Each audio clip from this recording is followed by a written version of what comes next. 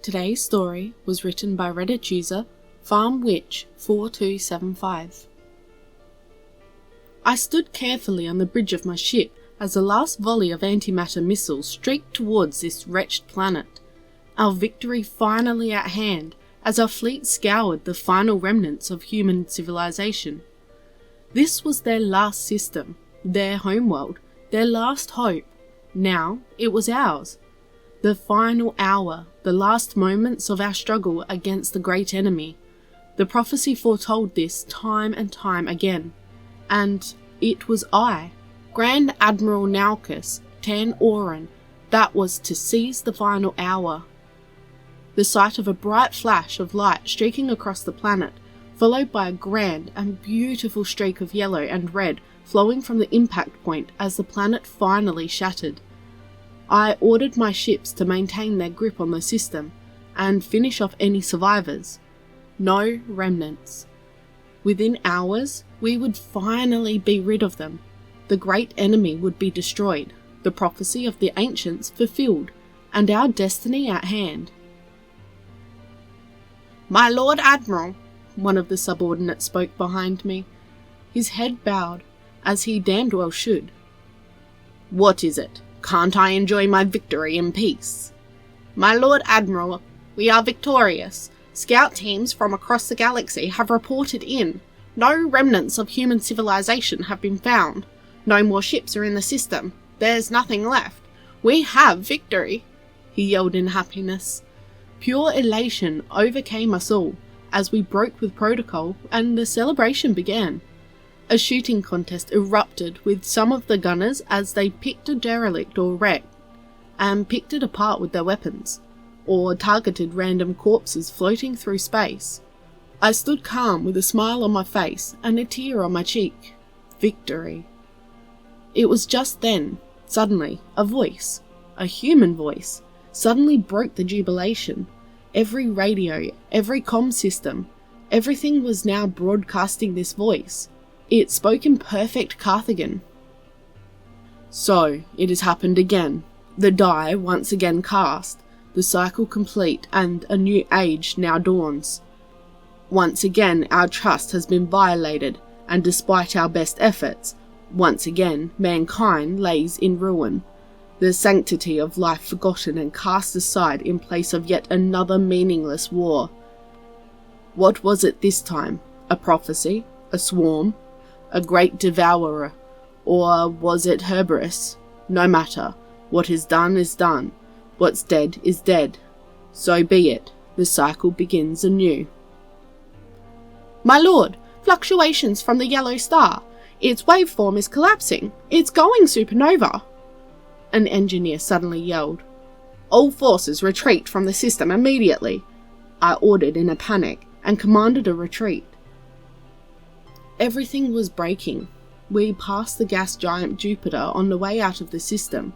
It had turned purple and looked like it was desynchronizing from the universe, collapsing in on itself. Pluto began to break apart in a gale of asteroid chunks as we flew past it. A few of our ships being turned to slag heaps because they couldn't get away far enough. We made it, with most of the fleet intact, and we made our way home for our glorious victory. We stopped in a system a few parsecs away to collect our remaining fleets. We found every ship we had destroyed. Every planet was now cracked and exploding, the entire star system full of debris. The star had changed from a bright orange to an eerie green and was ejecting massive amounts of energy. Any smaller ship in the fleet had its energy supplies fried and shut down due to the repeated energy releases. I ordered all of us to immediately return home, direct route. My orders were followed. I dropped to my knees as I saw the sight of our beautiful blue beacon turn green, bathing our now shattered home in a putrid stream of green radiation. The fleet began to break apart. Not from the loss of our home, but from the radiation, and ship hulls melted, crews died in their pods, and any ship without sufficient shielding exploded or turn to a tomb. I ordered what remained of our fleet to escape the system. Again, my orders were followed without question. The next star system had the same result. The star turned green, emitted massive amounts of radiation bursts. My crew and I collapsed out of despair as our ship's fuel reserves began to fail. Our shield was overloading. A tear crawled its way down my face as my engineer's panic screaming filled my ears. I felt the burning of my flesh and scouring of my bones as our shields finally failed. I opened my eyes and saw a massive dome or arena of some kind. The arena was gilded with gold and silver, saturated in white tiling and marble walls. I was on the centre of this arena. I saw a human approach. I must fulfill my destiny. I charged at the filthy vermin, only to be immediately stopped by a collection of gold and silver chains that grabbed me and held me tight. I could not move. The human removed his hood and approached me, regarding me with a mixture of pity and contempt. He spoke in perfect Karath. "So, yet another death cult?" He hissed at me and shook his head. "Filthy human, how dare you foul our language with your filthy mouth?" I spat at him. He sighed and shook his head. "Another one of these divine right prophecy types, huh? You know, you are the 17th such entity so far. Quite disappointing." "What is this nonsense? What magic are you using, vermin?" I struggled against my chains. "Sure, magic, right." He shook his head, smirking. "You are dead, sir. Very dead. This is a place we humans like to call purgatory. We made it ourselves. Beautiful, isn't it? You are here to face judgment for your crimes," he said calmly, walking around me as he procured a golden book from out of nowhere. No, impossible. The prophecy demanded we." "No, wrong. The prophecy, just like all others before it, was a pitiable lie that you, just like everyone else, believed without question. You are the 17th such civilization to do that. It's embarrassing, really." He moved in front of me with a smile. What? 17th?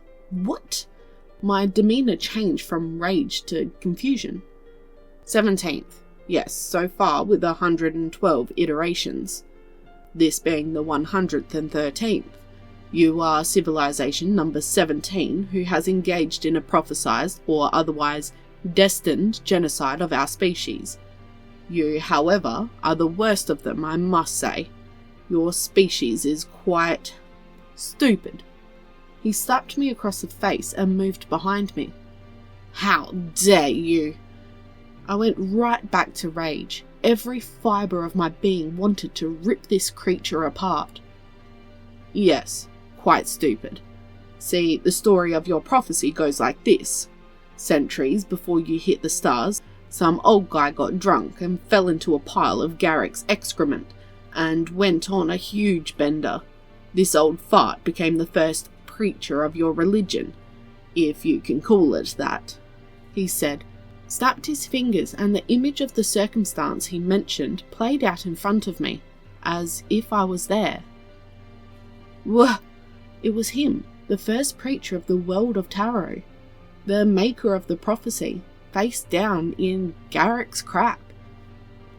What's more, the great enemy you spoke of in that prophecy of yours had already been exterminated long before you entered the stars. Garrox.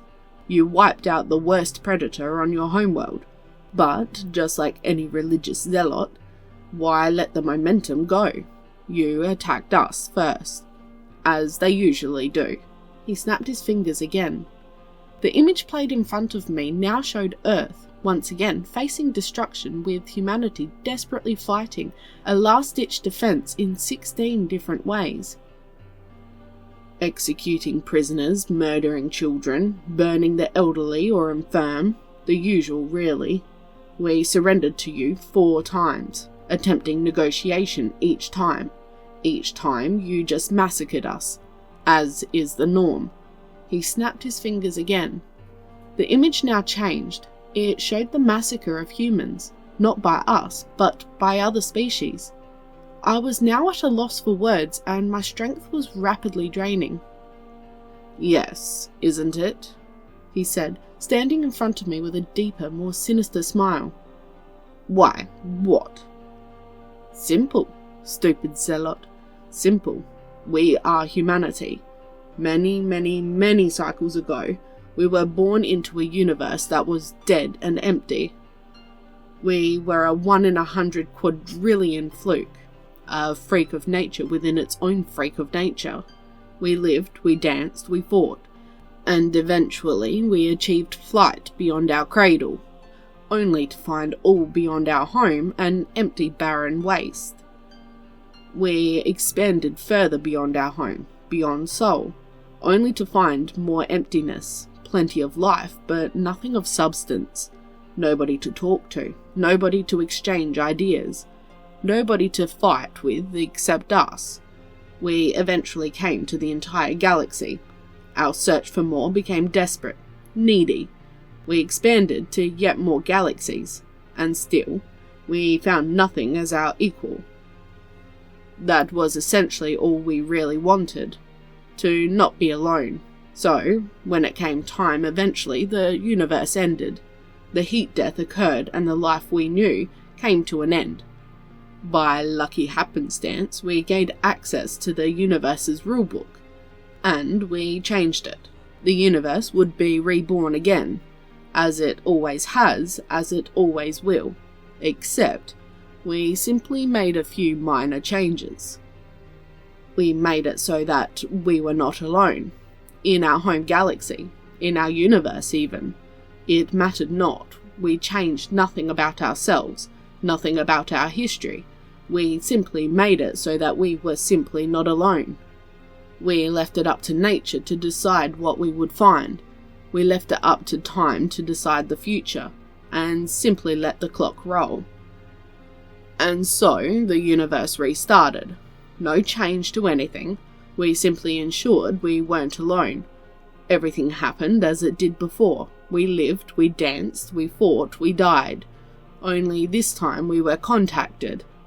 We were ecstatic. We weren't alone. We were hoping, praying, believing, thinking. Maybe they are better than us. Maybe they have all the secrets. Maybe we can learn something. No.